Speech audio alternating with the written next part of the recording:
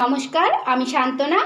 আজ আমি মশলা লুচি বানিয়েছি। এই লুচিগুলো বানানো ভীষণ সহজ। তো আমি এই লুচিগুলো কিভাবে বানালাম চলুন দেখে নিই। যে আটা দিয়ে আমরা রুটি বানাই সেই আটা নিয়ে নিলাম 1 কাপ। দিচ্ছি স্বাদ মতো লবণ, চামচে 4 ভাগের 1 ভাগ হলুদ গুঁড়ো, 1 পিঞ্চ হিং, হাফ চামচ চিলি ফ্লেক্স, চামচের 4 ভাগের 1 ভাগ গরম মশলা, হাফ চামচ রোস্টেড জিরে গুঁড়ো, 1/3 চামচ রোস্টেড ধনে গুঁড়ো, 1 চামচ রিফাইন্ড অয়েল। এই সব কিছুকে আটার সঙ্গে খুব ভালোভাবে মিশিয়ে নিচ্ছি। শুকনো উপকরণগুলো আগে খুব ভালোভাবে মিশিয়ে নিলাম। এবারে আমি 2 চামচ ধনে পাতা কুচি নিয়েছি, এটা দিয়ে দিচ্ছি। 1/3 চামচ গোটা জিরে দিলাম। 1 চামচ গ্রেট করা আদা দিচ্ছি। 2টো মিডিয়াম সাইজের সেদ্ধ আলু আমি গ্রেটারে গ্রেট করে নিয়েছি। আটার মধ্যে আলু সেদ্ধটা দিয়ে দিলাম। এবার আগে সব কিছুকে ভালোভাবে মেখে নিচ্ছি একবার, কারণ আলুতে একটু হলেও জল থাকবে। সেই জলটা যতটায় মাখা যাচ্ছে আটাটা, তারপরে যে পরিমাণ আমাদের আবার প্রয়োজন হবে জলের, সেটা একটু একটু করে দিয়ে আটাটা মেখে নেব। যতটা ভেজা ভেজা ভাব ছিল আলুটার, সেটা দিয়ে আমি আটাটা মেখে নিয়েছি। এবারে আমি একটু একটু করে জল দিয়ে আমরা যেরকম লুচি বানাই ঠিক সেরকমই একটা শক্ত ডো বানিয়ে নেব। যে চামচে আমরা খাই সেই চামচে 2 থেকে 3 চামচ জল দিলাম, তাতেই কিন্তু হয়ে গেছে। আর আমি একটুও জল দেব না, নাহলে নরম হয়ে যাবে। ডোটাকে আমি মেখে মেখে মসৃণ করে নিচ্ছি। ডোটাকে আমি 3 থেকে 4 মিনিট এরকম থেসে থেসে মেখে নিলাম। এবার ডোটা সেট হওয়ার জন্য আমি 4 থেকে 5 মিনিট একটা ঢাকা দিয়ে এটাকে রেখে দিচ্ছি। 5 মিনিট পর আমি ঢাকাটা খুলে দিচ্ছি।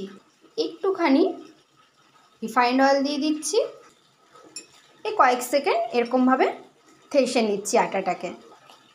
আটাটা থেকে আমরা যেরকম লুচি বানাই ছোট ছোট লেচি কেটে নিচ্ছি।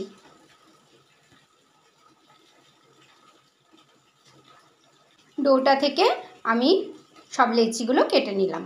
লুচিগুলো বেলার জন্য আমরা যেরকম তেল দিয়ে বেলি, তেল দিয়ে বেলবো, আটার গুঁড়ো দিয়ে একেবারে বেলবো না। একটা লেচি নিয়েছি, লেচিটাকে এরকমভাবে একটু ঘুরিয়ে নিলাম।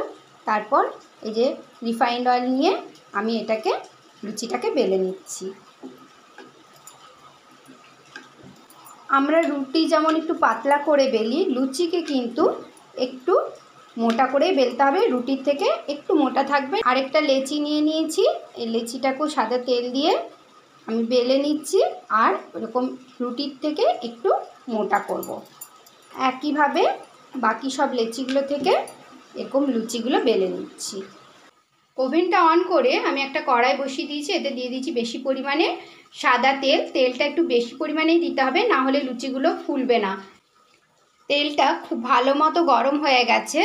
এবারে আমি বেলে রাখা একটা লুচি দিয়ে দিলাম।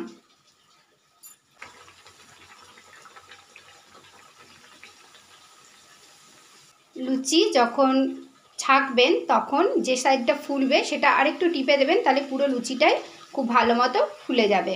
কি সুন্দর ফুলেছে লুচিটা। লুচিটা ভালো মতোই ভাজা হয়ে গেছে, কালারটা দেখে বোঝা যাচ্ছে। আমি এবারে তেল ঝরিয়ে লুচিটা তুলে রাখছি।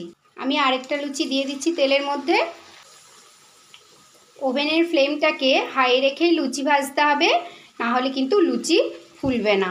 লুচিটাও ভাজা হয়ে গেছে, আমি এটাও তেল ঝরিয়ে তুলে নিচ্ছি। একে একে সব লুচিগুলোই আমি ভেজে নিচ্ছি।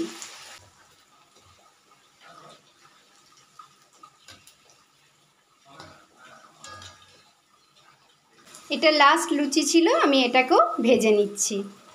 সব লুচিগুলোই ভাজা হয়ে গেল, আমি এবারে ওভেনটা অফ করে দিচ্ছি। ফুলকো ফুলকো মশলা লুচি রেডি। আপনাদের একটা ছিঁড়ে দেখাচ্ছি। এটা দেখুন কি সুন্দর, আর খেতেও এটা দারুণ হয়। এর সঙ্গে কিছুই লাগে না খাওয়ার জন্য। গরম গরম মশলা লুচি খেতে ভীষণ মজার হয়। আপনারা অবশ্যই বাড়িতে একবার হলেও ট্রাই করবেন, দেখবেন বারবার বানিয়ে খেতে ইচ্ছে করবে। Please do like, comment, share and subscribe to my channel. আজ এই পর্যন্তই। দেখা হচ্ছে পরের ভিডিওতে এরকমই সহজ সরল কিন্তু দুর্দান্ত স্বাদের কোনো রেসিপি নিয়ে। Till then take care. Thank you.